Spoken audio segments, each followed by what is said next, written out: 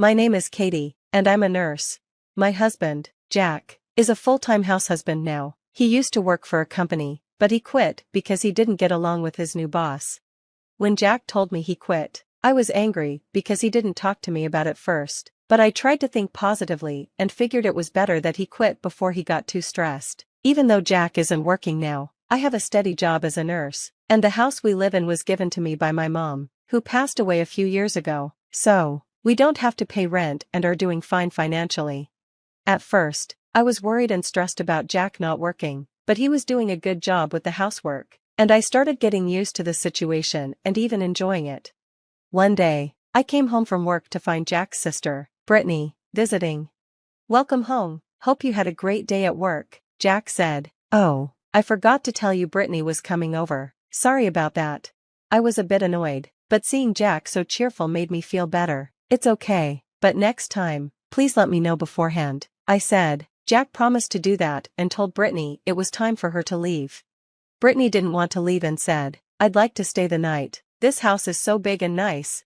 Jack quickly said, "No, it's too sudden, Brittany, please go home today." Brittany left, looking angry, and I asked Jack, "Why did Brittany come over today? She lives so far away." Brittany had recently gotten a divorce and didn't have a place to stay, so she was living with our parents, but their apartment was small, and they were pressuring her to find a job and contribute money, so she wasn't feeling welcome. I felt bad for her. Jack explained, "I'm sorry, I didn't want to be alone. I let Brittany in because I needed someone to talk to." I was upset with Jack, but I understood he needed support. "Okay, but next time, call me first and make sure she leaves before I get home," I said. 2 days later, Jack texted me while I was at work, "Brittany wants to come over again. I'll make sure she leaves before 9 p.m., like you asked." I didn't want Brittany over again so soon, but Jack seemed happy, so I agreed, "Fine, but make sure she leaves on time." When I came home, Brittany was still there. "Why is she still here?" I asked. Jack immediately apologized. "I'm sorry, I got carried away talking to her. She'll leave now." Brittany packed up, looking annoyed, and left. I didn't like her attitude and said, "She's acting like this is her house, doesn't she have any manners?" Jack defended her, "She came all this way just to talk to me. I thought they could have met somewhere else, but I was too tired to argue." "Sorry, I'm just tired, I'm going to bed now." Jack seemed like he wanted to say more, but I was already heading to bed. The next day, I had the day off and was relaxing at home when Jack said, "I'm sorry about yesterday. After thinking it over, I realized I was wrong. I wanted you and Brittany to get along, but the timing was off." I realized I hadn't had much time to talk to Jack lately, and I understood how much he wanted us to get along. I said, "I see, I've been so busy, I haven't made time for us. I said too much yesterday, I'm sorry." Jack was happy we could talk it out. He smiled and said, "Okay, I'll make your favorite, meatball pasta, it's coming right up." He started cooking, but then his phone rang. "Who's calling?" I asked. Jack replied, "Oh, it's Brittany, I wonder what she wants." I had a bad feeling and didn't want him to pick it up, but I said, "Maybe it's something urgent." Jack picked up the phone, and although I couldn't hear what Brittany was saying, the call ended quickly. "So, what did Brittany want?" I asked. Jack said, "She wants to tell me something, so she's coming over." I didn't understand why I had to see her on my day off, and I felt annoyed, but since she was already on her way, I didn't say anything. Jack happily said, "I'll make pasta for Brittany too," and kept cooking. He didn't notice that I was upset, and I couldn't understand why he didn't tell her no, but I decided this might be my chance to talk to her myself. About 10 minutes later, the doorbell rang. Since Brittany lived far away, I didn't expect her to show up so soon, but when I opened the door, it was Brittany. She had big luggage with her, and I instantly felt uneasy, but I let her in. Jack was still cooking, so I asked Brittany, "What happened?" She looked like she had been crying and said, "I got kicked out of my parents' place. They said I can't stay with them because I'm not working. They're horrible, right?" My bad feeling was getting worse as I listened to her. Jack overheard and said, "That's awful. Family is supposed to help each other. They're terrible parents." I was really upset by what Jack said, but since it wasn't my place to say anything, I kept quiet and listened. Brittany said, "I have nowhere to go, so I need to stay here." I really didn't want Brittany to stay with us, and I was about to say something, but before I could, Jack said, well, if that's the case, she'll have to stay here. We have a spare room, so she can stay with us from today. I gave Jack a glare, and he said, why are you looking at me like that? Brittany needs help.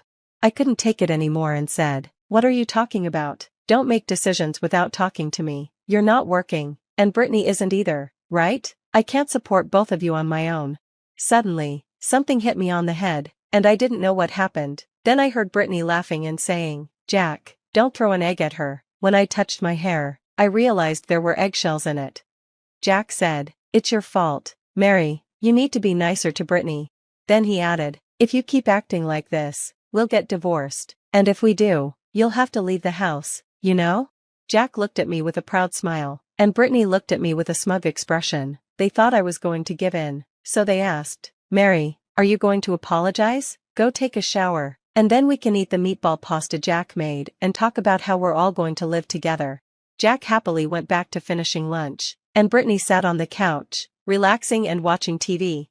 I had a lot to say, but for now, I just grabbed Brittany's luggage and threw it off the balcony. They were shocked by what I did and asked, what are you doing? Are you crazy?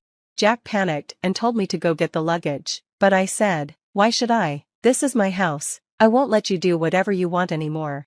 Jack said, what are you talking about? This is our house, as husband and wife. This is my house too, and I'm letting my sister stay here. I just laughed and said, what's so funny? This house was given to me by my mom, so you have no right to it.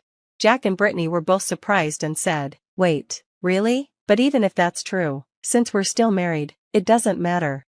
They started mumbling, so I said, this house is mine. If you want to live with your sister so badly, then rent a house and live with her. And why should I support two people who don't work?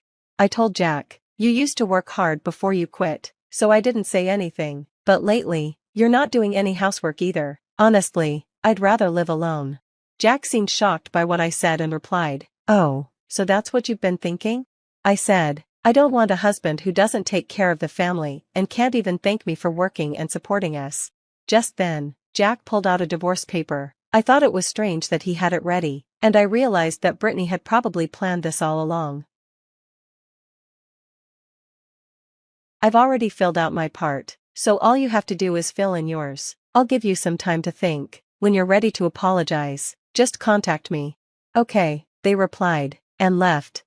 I quickly took a shower, signed the divorce papers, and went to submit them. I figured my husband only showed me the divorce papers to scare me, even though it was Brittany's idea. Jack went through with it, and I didn't want a husband who would do that to me. A few days later, Jack called and asked, are you ready to apologize? I was so angry and didn't want to waste time on this. Shouldn't you be the one calling me first? I replied. Jack sounded like he was looking down on me, so I said, what do you mean? Why am I calling you? Why should I contact you? A stranger to me now? He didn't seem to understand the situation, so I decided to be clear. I've already submitted the divorce papers, and it's finalized, so now we're strangers. Oh, and I sold the house. Even if you want to come back, it doesn't matter. I also quit my job and am starting fresh somewhere else. And by the way, I sent all your stuff to your parents' house. It should be arriving soon. I'm not sure, though, because their place is so small. Will everything fit? Jack seemed confused and angry on the phone. I could hear him arguing with someone. Anyway, you were the one who wanted a divorce, right? I have nothing more to say to you. I'm blocking you now. Goodbye. Jack yelled something, but I hung up and blocked his number. A few months later, I visited the place where I used to live. On my way home, I stopped by a supermarket and saw someone who looked like Jack, working there. He seemed to have made a mistake at work, and a younger woman was telling him, how many times do I have to explain this to you? Don't make me repeat myself. Other workers were laughing at him, and I felt a little sorry for him, but I reminded myself that he was a stranger to me now. Maybe if Jack had thought more about how to handle his sister, things wouldn't have turned out this way. But now, I'm happy I divorced him. I'm enjoying my life on my own.